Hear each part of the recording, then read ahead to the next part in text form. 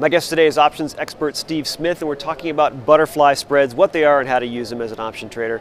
So Steve, first of all, define what a butterfly spread is. A butterfly spread is traditionally it's constructed of its two spreads basically stacked on each other. So you're buying a vertical spread and you're selling a vertical spread on top of it, and in between you have the common strike, and that defines the body. The outside strikes are the wings. And it's a low-cost way to basically bet on a directional move. But low cost also means low probability. So, all right, talk about the directional move. How much does it move for me to make the most money? Well, it would depend on the strikes you choose. And probably the biggest drawback of butterflies is that you can't really profit until you get very close to expiration.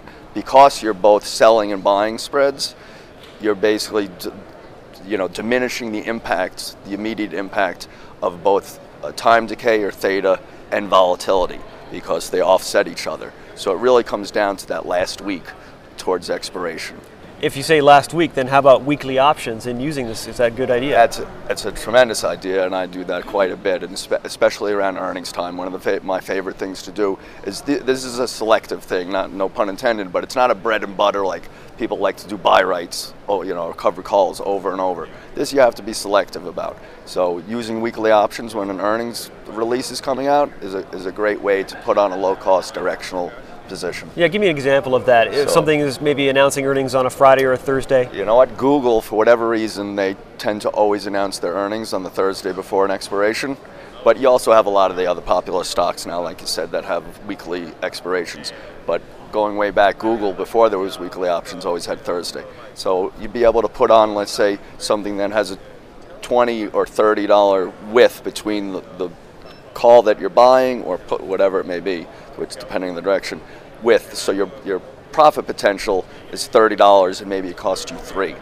So that's a great payoff. But of course you really have to get it right within that range. And so are you assuming that it's going to stay in that range after earnings, or are you I actually usually do something a little out of the money and hope that it moves. Usually the options are pricing in a 6 or 7% move, and that's one of the ways you can try and target what strike prices you might want to use. Is what are the options pricing in, and say, okay, I agree. The option traders are pretty smart, so they usually get it pretty accurate about where it might go after earnings. All right, so the expiration is taken care of because it's right a week before.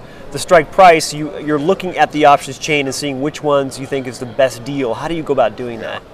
It's, again, I would use a combination of what's being priced in, and then maybe a little bit of chart work in terms of where the support and resistance might be, both on the up or down side, and then open interest, because we know it sometimes you tend to get a little bit of that pinning action at expiration, that if there's large open interest, so you'd gravitate towards trying to have your maximum profit at a strike price that is both a combination of the three things: open interest, the implied move, and where the technical support or resistance might be. Steve, thanks for being here. All right, thanks a lot for having me. You're watching the MoneyShow.com video network.